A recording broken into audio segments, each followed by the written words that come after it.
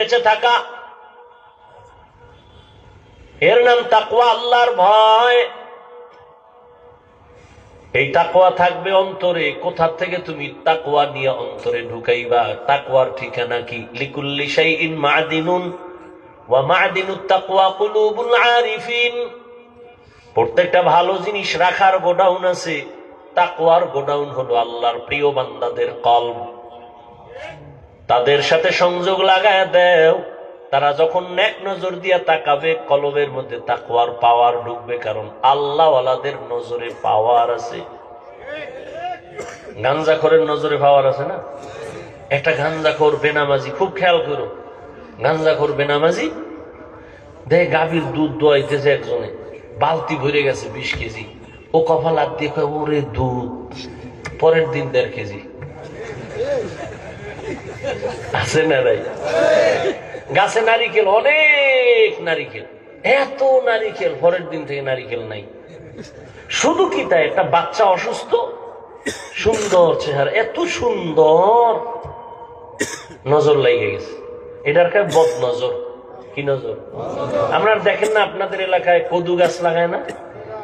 বিভিন্ন ফসলের জমিনে জুতা টানায়, জুতা দেখছেন? কেন? জুতা টানাইলে জুতার বরকতে কদু বড় হবে। জুতা টানায় কেন? কারণ বরকতি জুতা নমরুদ্দের গালে লাগছে, কত বরকত। কেন জুতা টানায়? বদনজর থেকে হেফাজতের জন্য। কার বদনজর? বেআমলওয়ালা গাঞ্জাখোর বেনামাজি। আচ্ছা, একটা বেনামাজি গাঞ্জাখোরের চোখের নজর লাগলে একটা বাচ্চার মধ্যে যদি রিয়াকশন হয়, তাহলে একজন তাহাজ্জুদওয়ালা, জিকির করনেওয়ালা, তাকওয়াওয়ালা নেক নজর দিলে কেন অ্যাকশন হবে না? হবে না? পৃথিবীর একজন চিকিৎসা বিজ্ঞানী, নাম অনেক শিক্ষিতরা জানেন, বু আলী সিনা, চিকিৎসা বিজ্ঞানীদের মধ্যে একজন। তিনি একদিন কোন এক এলাকায় এক ব্যক্তি অসুস্থ, তার ঝাড়ফুঁক দিতেছে, তার সামনে এক বুজুর্গ, বু আলী সিনার সামনে সে বসা, পাশে একজন বুজুর্গ একটা রোগীরে ঝাড়ফুঁক দিতেছে, শরীর মেসেজ করতেছে আর ফু দিতেছে। বুজুর্গ আল্লাহওয়ালা। তো বু আলী সিনা, সে চিকিৎসা বিজ্ঞানী, সে পাশে বইয়া কয়, আপনি করেন কি? এই ফুফা দানেতে কি হইব? বুজুর্গ মানুষ তো কথা কম কয়, আর যেটা কয় কলিজা সাদা করে ফেলায়। চুপ করে রইছে, ও বক বক করতেই আছে। এই মেয়েটি কি হইব, কি হইব? তুমি গাধা, এটি বুঝবা না। এত বড় চিকিৎসা বিজ্ঞানী বু আলী সিনা, তাকে যখন এই কথা কইছে, মাথা ঠান্ডা, পুরা গরম। এত বড় সাহস, আপনি হুজুরে এই কথা কেমনে করলেন? দুনিয়ার মানুষ আকাম করে, সমস্যা নেই। হুজুরের হাতে একটা সিরা টাকা দিল, হুজুরে কেমনে করলেন এই আকামটা? শব্দ সজুর। বু আলী সিনা বলেন, আমাকে গালি দিলেন কেন? আবার এক মুখে কথা বলতেছে, হুজুর চুপ। ওই ইনজেকশন একটা দিয়ে চুপ হয়ে গেছে। কিছুক্ষণ পর কয়, ভাই আপনি রাগ করলেন। রাগ করবো না মানে?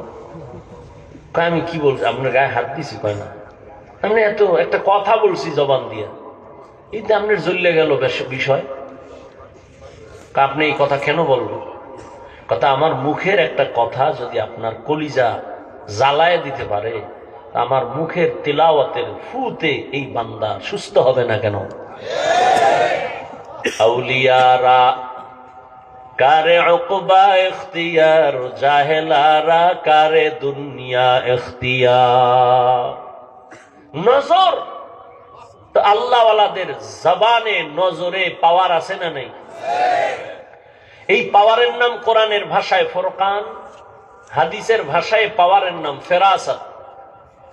ইয়া আইয়ুহাল্লাযীনা আমানু ইন তাত্তাকুল্লাহ ইয়াজআল লাকুম ফুরকানা। قال النبي صلى الله عليه وآله وسلم اتقوا فراسة المؤمن فإنه ينظر بنور الله। আল্লাহ কোরআনে বলেন, যারা তাকওয়ার উপরে মুজাহাদা করে, আমি আল্লাহ তাদেরকে পাওয়ার দান করি। ওই পাওয়ারের নাম হলো ফুরকান। মা মানাল ফুরকান? হুয়া নূরুম মিন ইলাহি। আল্লাহর দেওয়া নূরের একটা আলোর নাম ওই পাওয়ার, আল্লাহর দেওয়া নূর। নবীজি হাদিসে বলেন, তোমরা ভয় আর সতর্ক থাকো, আল্লাহর প্রিয় বান্দাদের ফেরাসাতের পাওয়ার বড় মারাত্মক। তোমরা যা দেখো না, আল্লাহর প্রিয় বান্দারা সব কিছু তা দেখতে পায়। চামড়ার চোখ দিয়ে দেখে না, আল্লাহর নূরের পাওয়ার দিয়ে দেখেন। খলিফাতুল মুসলিমিন ওমরে ফারুক রাদিয়াল্লাহু তাআলা আনহু তিনি খুতবা দিতেছেন, হঠাৎ একটা অপ্রাসঙ্গিক আওয়াজ দিলেন জবানের দ্বারা, ইয়া সারিয়াতাল জাবাল, ইয়া সারিয়াতাল জাবাল, ইয়া সারিয়াতাল জাবাল। ও সারিয়া, পাহাড় পাহাড় পাহাড়। ওমরে ফারুক যেখানে আওয়াজটা দিছেন ওখান থেকে 2000 কিলোমিটার দূরে ছিল সারিয়া। ইরানের মধ্যে যুদ্ধ চলন্ত অবস্থায় ছিল। সারিয়াকে জিজ্ঞাসা করা হলো, ও সারিয়া, ওমরের আওয়াজটা তুমি শুনছো কিনা বলো। বলে, হ্যাঁ, কাছে বৈশা যেমন শোনা যায় এমনই আমি শুনতে পেয়েছি। আল্লাহ পাক রব্বুল আলামিন আল্লাহর প্রিয় বান্দাদের পাওয়ার দান করেন, তাকওয়ার পাওয়ার। এদের নেক নজর লাগাইও অন্তরে তাকওয়া, আল্লাহর ভয় চলে আসবে।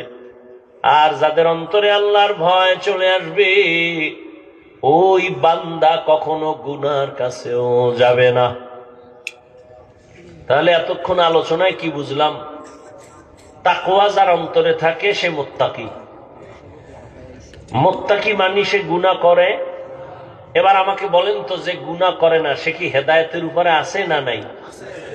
বলেন। তাহলে যে গুনাহ করে না সে তো হেদায়েতের উপরে আছে, সে তো হেদায়েতের উপরে থাকার কারণে সে মুত্তাকি, ঠিক না?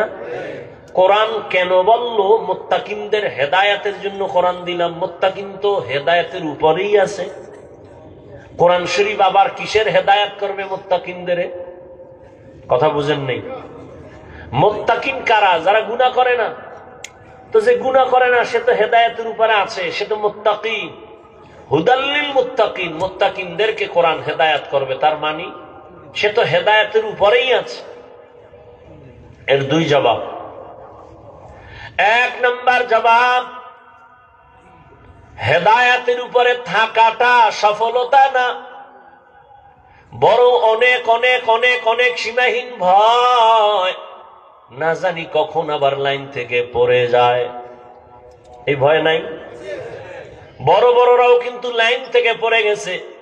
ইতিহাস আমাদের নজরে অভাব নাই, ভালো মানুষও লাইন থেকে পড়ে গেছে। পৃথিবীর একজন জগৎ বিখ্যাত আল্লাহর প্রিয় বান্দা জুনায়েদ বাগদাদী রহমাতুল্লাহ আলাইহি নাম শুনছেন? তার একজন সাথী ভাই আরো বড় ইলমওয়ালা বুজুর্গ শায়েখ শিবলি রহমাতুল্লাহ আলাইহি। জুনায়েদ বাগদাদী কেমন মনে হয়? ভালো মানুষ না? কি সন্দেহ আছে? শিবলি বলেন না কেন? আচ্ছা, এই ভালো মানুষগুলো কত দামি, এদের পীর কেমন হইতে পারে? আরো ভালো। সেই পীরকে তদানীন্তন সময় ইরাকে তার খানেকা ফোরাত নদীর পাড়ে মুরিদের সংখ্যা সেই সময়ে 40,000। মুরিদগুলোর সাইজ কেমন? দাড়ি কেমন না, সুদখোর, ঘুষখোর। জুনায়েদ বাগদাদী তার মুরিদ। এই জুনায়েদ বাগদাদীর পীর। এইরকম মুরিদ আছে 40,000। পীরটা কেমন? এক টানা 30,000 হাদিস সনদ সহ মুখস্থ। কয় হাজার? যেই লোকটা 30,000 হাদিসের হাফেজ, কি মনে হয় সে কোরআনের হাফেজ না? বলেন না কেন? এত বড় একজন আল্লাহওয়ালা, নাম হলো আবু আব্দুল্লাহ উন্দুলুসি রহমাতুল্লাহ আলাইহি। এই বান্দা, ইতিহাস আমি বলবো না, এক পর্যায়ে গিয়া সে লাইনচ্যুত হয়ে গেছিল। জুনায়েদ বাগদাদীর কাফেলা, শায়েখ শিবলির কাফেলা কান্না করে করে দীর্ঘ 1 বছর পরে আবার আল্লাহ ফিরাই দিছে। কেমন লাইনচ্যুত হয়েছিল? 24 ঘন্টা পাগড়ি মাথায়, এডি ফালাইয়া প্যান্ট শার্ট টাই লাগাইয়া মাথায় ক্যাপ লাগাইছি খ্রিস্টানে। বিস্তারিত ঘটনা বলার সময় নাই। তাহলে মুত্তাকিনরা তো হেদায়েতের উপরে আছে, তবে ভয় কখন যেন লাঞ্ছিত হয়ে যায় বলা যায় না। আল্লাহ কয়, আমি আল্লাহ মুত্তাকিনদের কোরআন দিলাম হেদায়েতের জন্য, তার মানে আমি তাকে মজবুতির মাকাম দান করব, ইস্তেকামতের মাকাম দান করব। সে যেন আমার কুদরতের চাদরে আটকায় থাকে, কখনো হেদায়েত থেকে লাঞ্ছিত হয়ে না যায়। আমি হেদায়েতের চাদরে আটকায় দিব, সে লাইনচ্যুত হবে না, ইস্তেকামতের মাকাম দান করব। আল ইস্তেকামাতু খায়রুম মিন আলফি কারামা। ইস্তেকামত এত দামি সম্পদ যে খাঁটি আল্লাহওয়ালার হাজারো কারামত থেকে দামি। এজন্য নবীজি বারবার আল্লাহর কাছে ওই হেদায়েত চাইতেন, কি যে হেদায়েত মুস্তাকিম। আল্লাহুম্মা ইহদিনাস সিরাতাল মুস্তাকিম। ও আল্লাহ, এমন হেদায়েত দাও যে হেদায়েতের মধ্যে দৃঢ়তা আছে, স্থিরতা আছে, লাইনচ্যুত হওয়ার ভয় নাই, এমন হেদায়েত দাও আল্লাহ। এই অর্থে বলেন, আমি মুত্তাকিনদেরকে হেদায়েত দিয়ে কোরআন পাঠাইলাম। আর এক তরজমা হলো, আল্লাহ মুত্তাকিনদের হেদায়েতের জন্য কোরআন অবতীর্ণ করেছেন, তার মানে আমি আল্লাহ আমার কুদরতি জিম্মায় মুত্তাকিনদেরকে বিনা হিসাবে জান্নাতে পৌঁছায় দিব। আতিনা ফি দারে দুনিয়া না হাসান, আতিনা ফি দারে উকবানা হাসান, ইয়া গিয়াসাল মুস্তাগীসিন ইহদিনা লিফতিখারা বিল উলুমি ওয়াল গিনা। হর গরিদে নেক তু তৈয়ার है, जो न मांगे उससे तू बेजार है। মুত্তাকিনদের দাম অনেক আল্লাহর কাছে বেশি। ইন্না আকরামাকুম ইনদাল্লাহি আতকাকুম। আল্লাহর কাছে দামি ওই বান্দা বান্দি যে সব থেকে বেশি আল্লাহকে ভয় করে, গুনাহ করে না। আল্লাহর ভয়ের অর্থ জীবন যাবে, গুনাহ ইচ্ছা করে করবে না। যদি ভুলেও গুনাহ হয়, তওবা করতে দেরি করবে না। আর এই মাকামটা অর্জন করার জন্য খাঁটি আল্লাহওয়ালার নেক নজর না থাকলে সম্ভব হবে না। আল্লাহর প্রিয় বান্দাদের নেক নজর অন্তরের মধ্যে ঢুকাও। আল্লাহওয়ালাদের নজর যত লাগবে তত পাওয়ার, তত পাওয়ার, তত পাওয়ার। পাক ভারত উপমহাদেশের মধ্যে সব থেকে বড় একজন বুজুর্গ আলেম, আল্লাহওয়ালা, হাকিমুল উম্মত, উম্মতের রুহানি ডাক্তার, মুজাদ্দিদুল মিল্লাত শাহ আশরাফ আলী ফারুকী থানভী, তিনি বলেন, আমার ক্লাসের সাথী ভাইরা আমাকে একদিন প্রশ্ন করলো, ও আশরাফ আলী ভাই, তুমিও বুখারী পড়ছো, আমরাও বুখারী পড়েছি, তুমিও মুসলিম তিরমিজি পড়েছো, আমরাও পড়েছি, তুমি যেই যে কিতাব পড়ে মাওলানা হয়েছো, ওই কিতাব আমিও পড়ে মাওলানা হয়েছি, কিন্তু অন্তরে ভয়, প্রশ্ন দোলা দেয়, জবাব পাই না। তোমার কাছে এত মানুষ, এত আলেম ওলামা লাইনে দাঁড়ায়, তোমার পেছনে লোক আর লোক সিরিয়াল দিয়া দেখা করে, একই কিতাব পড়ে তুমিও মাওলানা আমিও মাওলানা, আমাদের কাছে কোনো মানুষ তো একবারও আসে না দোয়ার জন্য। হাকিমুল উম্মত কত সুন্দর জবাব দিলেন, তোমরা করো কুতুববিনী আর আমি আশরাফ আলী করি কুতুববিনী। মানে তোমরা দেখো কিতাব আর আমি দেখি কুতুব। আরো সহজ, তোমরা দেখো কিতাব আর আমি দেখি কিতাবওয়ালা। আমি দেখি কিতাবওয়ালা কুতুব, আমি কুতুবদের দেখি আর নেক নজর লাগাই। তাদের নেক নজর যত লাগবে ততই পাওয়ার বেড়ে যাবে। আল্লাহওয়ালাদের সাথে নেক নজর লাগাইয়া হৃদয়টাকে ভরপুর করিও। কয়দিন আর দুনিয়ার বাহাদুরি করবা? এরে যুবক, হায়াত আর কয়দিন? চোখের সামনে শুধু যুবকের লাশ আর লাশ আর লাশ।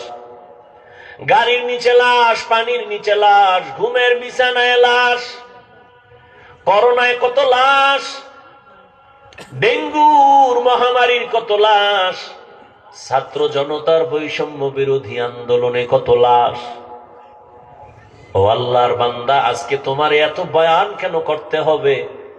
তাবলীগওয়ালাদের মেহনত চলে, পীর মাশায়েখের মেহনত চলে, বক্তাদের মেহনত চলে, এত বয়ান এত বয়ান এত বয়ান, এরপরেও কেন নামাজ নাই, রোজা নাই, পর্দা নাই, দাড়ি নাই, টুপি নাই রে যুবক? কার পেছনে পইরা কোন স্বার্থে দাড়ি রাখো না বলো? কার পেছনে ঘুরে কি পাওয়ার আশায় নামাজ ছাড়ছো বলো? আমি বলে যাই, লিখে রাখ, যার পেছনে ঘুরো এরা সব চান্দাবাজ আর ধান্দাবাজ। যার পেছনে ঘুরতেছে না সব চান্দাবাজ আর ধান্দাবাজ, কেউ তোর আপন না। অসুস্থ হয়ে 1 সপ্তাহ বিছানায় পইরা থাক, তোর খবর আর নিবে না। স্বার্থে আঘাত দিলে দেখবি দল থেকে নাম কাটবে না, কল্লা কেটে ফেলবে। এর নাম সোনার বাংলার রাজনীতি। ওই চান্দা বাজার ধান্দাবাজ, চান্দা দিবি শান্তি, চান্দা দিবি না তোরে সাইজ করে ফেলবে। অতএব যার পিছনে ঘুরা দাড়ি কাটছো, নামাজ ছাড়ছো, কেউ তোর আপন না। আল্লাহর জাতের কসম, এই জমিনে তোর কলিজার আপন নিঃস্বার্থ একমাত্র উলামায়ে কেরাম। ছাত্র জনতার বৈষম্য বিরোধী আন্দোলনে কই ছিল তোর নেতা? উলামায়ে কেরাম ছাত্রদের নিয়ে জান বাজি রেখা ময়দানে আন্দোলনে নেমেছিল। ক্ষমতার চেয়ার দখলের জন্য নামে নাই। যদি তাই হইতো উপদেষ্টাদের নামাইয়া হুজুরেরা আন্দোলন করত আমগো বসা। কেউ হুজুর কিছু বলে নাই, তবে বলছে আমরা এই জাতি নিয়ে মাথা ঘামাই, এই জাতির জুলুম থেকে বাঁচাইছি, আবার জুলুম করবি, আবার আন্দোলন হবে। ওলামায়ে কেরাম এই জাতিকে নিয়ে যে ভাবনাটা ভাবে, আল্লাহর কসম এই ভাবনা কেউ ভাবে না। সবাই তার চেয়ার নিয়ে ভাবে, দল নিয়ে ভাবে। ওলামায়ে কেরাম নিজের চেয়ারের চিন্তা করে না। ইমামতি থাক আর না থাক কোনো পেরেশানি নাই, বয়ান হোক না হোক পেরেশানি নাই। এই জাতিকে কেউ যেন জুলুম করতে না পারে, বাঁচাইতে হবে। এই জন্য কোন আলেম কাউকে গালি দেয় না, দেখলেই হাসি মুখে বুকে লাগায় সালাম দেয়। তোমারে এই কথা বইলা তারায় দেয় নাই, এই তুই আরবি ফারুনি কয় না, তুই নামাজ পড়নি কয় না, এই বলিয়া সি করে তারায় দেয় না। হাত বাড়ায় বুকে লাগাইছে, বলে নাই তোর পোশাকের থেকে গন্ধ আসে, তুই তো প্রস্রাব করে পানি লও না, তুই ঠিক মতো গোসল করো না। এগুলো ভাইবা কোনো আলেম তোমাকে সালাম থেকে ফিরায় নাই, বুকে লাগানো বন্ধ করে নাই, বরং কলিজা দিয়া দোয়া করে, মোহাব্বত করে, কোন দিন তুমি একটু নামাজের মুসাল্লায় দাঁড়ায় যাইবা। বিনিময় কিছু চাইছে? সরকারি চাকরি করে, বেসরকারি চাকরি করে, ডিউটি কয় ঘন্টা করে? 8 ঘন্টা, বেতন কত? নিম্নের ডাকাও 20,000। টেবিলের তলে কত মুক্তা তো এমনি আছে। কিন্তু একজন ইমাম সাহেব মসজিদে ডিউটি করে কয় ঘন্টা? কথা কও, বেতন কত? হ্যাঁ, 8,000, 10,000, 6 মাস বাকি। সভাপতি দেয় 100 টাকা, তাও ঠিক মতো মাসে মাসে দেয় না। সেক্রেটারি সাহেব কত দেয়? 50 টাকা। এই ইমামের রিমান্ডে রাখছে 24 ঘন্টা। এক ওয়াক্ত নামাজে না থাকলে রিক্সাওয়ালাও কয় হুজুর গেছিলেন কই? হুজুর কয় কে তুমি? আমি রিক্সা ড্রাইভার। এত ফাওয়ার কেন? কয় 5 টাকা মাসে বেতন দেই। এই ফাওয়ার, এরম বেয়াদব নাই? এরপরও কি ইমাম সাহেব কোনদিন গালি দিছে কেউ রে? মোনাজাতে বড় দোয়া করছে, কলিজা দিয়া দোয়া করে, ও আল্লাহ এলাকায় শান্তি দাও, ব্যবসা যারা করে বরকত দাও, চাকরি যারা করে বরকত দাও, অসুস্থ রোগীরে মাফ করো, সুস্থ বানাও, কবরওয়ালাদের জান্নাত দাও। কেমনে কেমনে দোয়া করে দেখছেন? এ টাকা দিয়ে কিনা যায়? আহ, চিনলেন না সে আলেমদের? যদি চিনতেন বিরোধিতা করতেন না। আল্লাহ হেদায়াত দান করুন। ও যুবক বাবারা, এখনো সময় আছে, তওবা করিও। আমরা ওলামায়ে কেরাম আমগো স্বার্থ নিয়ে বলছি যে খালি আমগোই ভালোবাসবে, আর কেউ রে বাসবি না বলছি, বরং আমগো সব লাইনে কথা। ও যুবক বাবা, মা বাবার সাথে কোনোদিন বেয়াদবি করবা না, কপাল পুড়ে যাবে। শিক্ষকের সাথে বেয়াদবি করবা না, শিক্ষার হালাত বরকত থেকে বঞ্চিত হয়ে যাবা। উলামায়ে কেরামের দোয়া নিয়ে সামনে আগাও। এবার একটু বাস্তবে দেখো তাকাইয়া, আমার কথাগুলো একটু নজর দাও। আমি এতক্ষণ বয়ান করলাম, একজনকেও হুজুর বলার বানানোর জন্য কিছু বলি নাই যে হুজুর হও, স্কুল ছাড়ো, মাদ্রাসায় যাও, টুপি লাগাও। বরং আমি বলছি, বাবা তুমি যেই লাইনে থাকো, স্কুলে পড়ো, কলেজে পড়ো, চাকরি করো, ব্যবসা করো, করো, কোনো বাধা নাই। একজন ডাক্তার হও, ইঞ্জিনিয়ার হও, প্রফেসর হও, ব্যবসায়ী হও, চাকরিজীবী হও। তবে অনুরোধ করে বলবো, বেয়াদব হইও না। তোমার ব্যবহারে কোনোদিন যেন মা বাবা কষ্ট না পায়, আলেম কষ্ট না পায়, শিক্ষক কষ্ট না পায়। কারণ মা বাবার অন্তরে কষ্ট দিবি, জীবনে কোনোদিন ডাক্তার হইয়াও শান্তি নাই। তাসনিমার মতো জুতা খায়া পালানো লাগবে। ডাক্তার হলে আদর্শমান ডাক্তার হও, আদর্শমান ইঞ্জিনিয়ার হও, আদর্শমান প্রফেসর হও। লেখাপড়া করিও, মরিয়া গেল যেন মানুষ তোমার আদর্শ দেখে দোয়া করে। এবার দেখো তো, তোমার লাইনে জীবনে কোনোদিন মাদ্রাসায় পড়ে নাই, আলিফ বা তাও পড়ে নাই। একটু সত্য কথা বলো, তোমার মতো লাইনে থাইকা, জেনারেল লাইনে থাইকা নামাজ পড়ে, দাঁড়িয়ে রাখে এমন লোক আসেনি? আর জীবনে তোমার কোনো ওয়াজের দরকার নাই। তুমি এই কথাটাই নিজেরে জিজ্ঞাসা করো, এরে মন, তোর কপাল এত খারাপ কেন? তোমার মতো যুবক স্কুল কলেজে পড়ে, নামাজ পড়ে, দাড়িওয়ালা, অভাব নাই। র্যাব, আর্মি, পুলিশ, বিডিআর চাকরি করে, ওসি, ডিসিএসপি, অভাব নাই। ডাক্তার, প্রফেসর, ইঞ্জিনিয়ার, নামাজি, দাড়িওয়ালা, রাস্তায় গাড়ি চালায়, নামাজ ছাড়ে না, দাড়ি কাটে না। তুমি কেন পারবা না? কত ব্যবসায়ী হালাল ভাবে চলে, মিথ্যা বলে না, নামাজ ছাড়ে না, তুমি কেন পারবা না? ও আল্লাহর গোলাম, নজর করে দেখো কত চাকরিজীবী নামাজ ছাড়ে না। ওই সেদিন এক আর্মি পর্যন্ত কয়, আমি চাকরি ছাইরা দেওয়ার সিদ্ধান্ত নিয়ে আসছি, হুজুর দোয়া কইরেন আল্লাহ যেন হালাল রিজিক দেয়। এই সময় সেনাবাহিনীর পাওয়ার কত, তুমি ছাড়লা কেন বাবা? কয় আমারে দাড়ি কাটতে কয়। আমি চাকরি ছাড়তে রাজি, দাড়ি কাটতে রাজি না। তোমারে পাও দৈরে দৈরা বয়ান করি, আমি দাড়ি কাটলে লজ্জা পাই। তুমি কেমন মুসলমান যে দাড়ি রাখতে লজ্জা পাও? তোমার মুসলমান দাবি করতে কিছু বেয়াদব আছে আবার, দাড়ি না রাখলে অসুবিধা কি, টুপি না পরলে অসুবিধা কি? পৃথিবীর নিকৃষ্ট বেয়াদব মুসলমানের সন্তান। এই প্রশ্ন আসবে কেন? কোন বেঈমানের বাচ্চা এই প্রশ্ন তোর অন্তরে ঢুকাইছে? মন থাকবে দুর্বল, হুজুর পাইলে দোয়া চাবে, হুজুর পারি না দাঁড়িয়ে রাখতে, নামাজ পড়তে, একটু দোয়া করেন, চেষ্টা করবে। এটা মুসলমান হিসেবে কথা। কত বড় বেয়াদব, কত বড় কুলাঙ্গার যে প্রশ্ন তুলে না রাখলে অসুবিধা কি? তো কিয়ামতের দিন যদি রসুল তোকে বলে দেয়, এই বেঈমান, তোর মতো বেয়াদব আমি রসুলের উম্মত না হইলে অসুবিধা কি? ভাব কত বড় কুলাঙ্গা। আপনি দাঁড়িয়ে রাখেন না, আপনারা কেউ গালি দিছে, মনটা আপনি নরম রাখবেন, যে হুজুর রাখা দরকার, পারি না, দোয়া করেন। এটাই তো মুসলমানের কথা। প্রশ্ন আসবে কেন? না রাখলে অসুবিধা কি? এটা কি তোমার বাবার কোন সম্পদ? মন চাইলে রাখবা, মন চাইলে রাখবা না। তুমি কালেমা বাদ দিয়ে ভিন্ন ধর্মে চলে যাও, তোমার সাথে কোনো দ্বন্দ্ব হবে না। দাবিও করবা নবীর উম্মত, ক্ষতি করবা রসুলের আদর্শের, এই সুযোগ তো আমরা সুস্থ থাকতে দিতে পারি না। অন্যায় করো, দুর্বল থাকো, দোয়া চাও, মা বাবার দোয়া নাও, শিক্ষকের দোয়া নাও। জেনারেল লাইনে তোমার মতো হাজারো বান্দা আছে, দাড়িওয়ালা, নামাজি। ঢাকা কলেজে যাও, জাহাঙ্গীরনগরে যাও, কলেজের ছেলে পাগড়িওয়ালা, দাড়িওয়ালা, পিছন থেকে তাকাইলে মনে হয় মসজিদের কোনো ক্ষতি। কেউ তোমার এই রং কেন? আলেমের নেক নজর লাগছে, তো রং পাল্টায় গেছে। উলামায়ে কেরামের নেক নজর নিয়ে এখনো সময় আছে, সামনে আগাও। আবারও বলে গেলাম, ডাক্তার হইও, তবে আদর্শবান ডাক্তার হইও।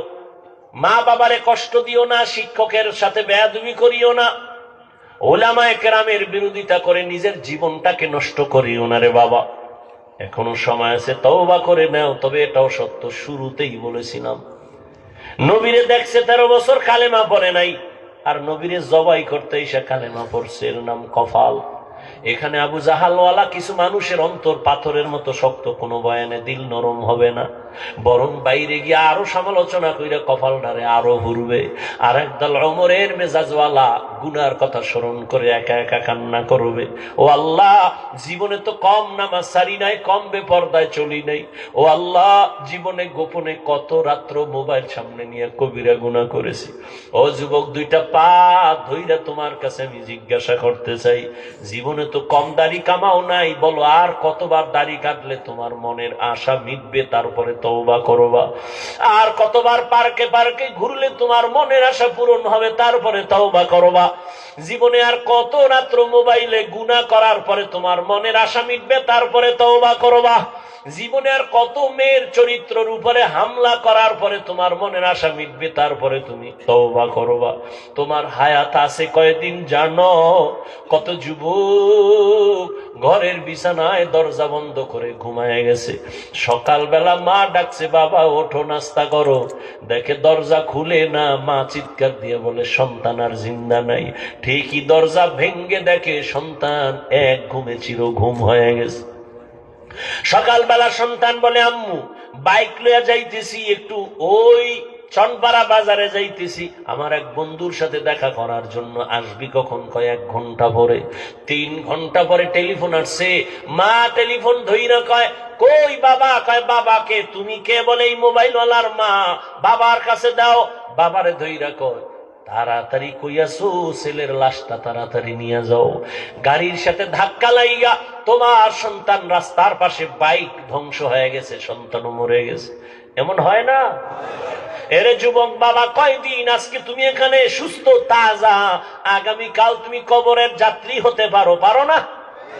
এই ভয় নিয়ে যদি রাতের বেলা ঘুমাও, যে ঘুমের মধ্যে যদি আজরাইল আসে, এই চিন্তা কইরা যদি ঘুমাইতি, কানের মধ্যে গানের তার লাগায় ঘুমাইতে পারতি না। আজরাইল আইসা যদি দেখে তোর কানের ভেতরে গানের তার লাগানো, একটু চিন্তা করো মুসলমান হিসাবে আমার আল্লাহর কাছে কি জবাব দিবা? ও যুবক, আমিও তো তোমার মতো প্যান্ট শার্ট টাই পরে যদি দাড়ি কেটে রাস্তায় ঘুরতাম, কেউ আমারে বাধা দিত না রে বাবা। কিন্তু এত কষ্ট, এত গালি, এত বিরোধিতার পরে কেন এই লাইন ছাড়ি না? আল্লাহর কোরআন সত্য, গুনাহগারের জন্য জাহান্নাম তাও সত্য, নেক আমলওয়ালার জন্য জান্নাত। ও আল্লাহর বান্দা, আমরা নবীর আদর্শ মানার কারণে সম্মান তো কমে নাই। ও যুবক, এখনো সময় আছে, তওবা করো। পর্দার আড়ালের মা বোনেরা, আপনাদের মতো ধন্য কে আছে? আপনারা সাহাবায়ে কেরামদের মায়ের মতো দামি মা, আম্বিয়ায়ে কেরামদের মায়ের মতো দামি মা। আপনারা তো আয়েশা রাদিয়াল্লাহু আনহার মতো দামি নারী, ফাতেমা রাদিয়াল্লাহু আনহার মতো দামি নারী, খাদিজা রাদিয়াল্লাহু আনহার মতো দামি নারী, ইসমাইল নবীর মা হাজরা আলাইহিস সালামের মতো দামি নারী, ঈসা নবীর মা মারিয়াম আলাইহিস সালামের মতো দামি নারী। আরে আম্মা জান, এই জমিনে এক নিকৃষ্ট বেঈমান ফেরাউন, জানেননি তার নাম? এই বেঈমান ফেরাউনের স্ত্রীর নামটা কি জানেন? আরে আম্মা জানেরা, এত বড় বেঈমান ফেরাউন মিশরের চেয়ারে বসে আল্লাহর বিরুদ্ধে গিয়া নিজের খোদা দাবি করলো, অথচ তার ঘরে তার আপন স্ত্রীর পাওয়ার কত। কিন্তু সব কিছু লাত্তি মেরে ওই আসিয়া আল্লাহর পেয়ারা বান্দি হয়ে জান্নাতি হলো। নবীজি বলেন কিয়ামতের দিন জান্নাতে আসিয়ার সাথে আমার বিবাহের ব্যবস্থা হয়ে যাবে। আরে আম্মা জানেরা, আপনার স্বামী তো ফেরাউনের মতো খারাপ না। আপনি কি পারতেন না নামাজ পড়ে আপনার স্বামীর জন্য দোয়া করতেন? ও আল্লাহ, আমার স্বামী দিন নাই রাত নাই কষ্ট করে নিজের শান্তির জন্য না, যত কামাই রুজি করে সব আমাদের শান্তির জন্যই করে। ও আল্লাহ, তুমি হেফাজত করো, কামাইতে বরকত দান করো। স্বামী ঘরে আসলে সালাম দিতেন, আর নামাজের জন্য বলতেন, নামাজ পড়ার জন্য। আর যদি বলতেন স্বামী আমার মা বাবার মোহাব্বত বাদ দিয়া তোমার সংসারে চলে আসছি, খেয়ে থাকলেও আসি না খেয়েও থাকলে আসি, তবে তোমার কাছে আমার জীবনের দাবি, হারাম টাকা ঘরে ঢুকাইবা না, অবৈধ মাল ঘরে আনবা না, কারণ অবৈধ মাল দিয়া রক্ত নাপাক করব না, সন্তানের রক্ত নাপাক করতে দিব না। আম্মাজান যদি স্বামীরে বুঝাইতেন, কোন স্বামী হারাম টাকা ঘরে নিতে পারতো না, হারাম মাল ঘরে ঢুকাইতে পারতো না। কারণ হারাম টাকার খানা যদি সন্তান খায়, ওই সন্তান কোনোদিন মা বাবার কোনো উপকারে আসবে না, খেদমত করবে না। এরে আম্মা জানেরা, এখনো সময় আছে, তওবা করেন। আপনার মতো কত মা এখনো পাওয়া যাবে এলাকায়, পর্দা রক্ষা করে চলে, নামাজ পড়ে, স্বামীর মাল হেফাজত করে, সন্তানগুলো আদর্শওয়ালা বানানোর চেষ্টা করে, মোবাইলে চরিত্র বিক্রি করে না। এরে আম্মা জান, আপনি কেন পারবেন না? এখনো সময় আছে, তওবা করেন। বৃদ্ধ বাবাজি, আপনার মতো কত বুড়ারা মসজিদে গিয়া নামাজ আদায় করে, আপনি কেন পারবেন না? এখন থেকে তওবা করেন। ও যুবক বাবা, ওই মা বাবার দোয়া নিয়া, উলামায়ে কেরামের পরামর্শ নিয়া, নবীর তরিকা মেনে শিক্ষকের দোয়া নিয়া চলবা। আর দাড়ি কাটবা না, বেপরদায় চলবা না, মা বাবারে কষ্ট দিবা না। কোনদিন আর নবীর তরিকার বাইরে চলবা না। স্কুলে কলেজে পড়ো, চাকরি করো, ব্যবসা করো, নামাজ আর ছাড়বা না। তওবা করার মতো যদি কারো অন্তর তৈরি হয়, মুনাফিকি না থাকে, খাঁটি তওবার নিয়ত যাদের আছে, দুটো হাত আল্লাহকে দেখাইয়া দাও। আয় আল্লাহ, হাতগুলো কবুল করে নেন, তওবা কবুল করে নেন।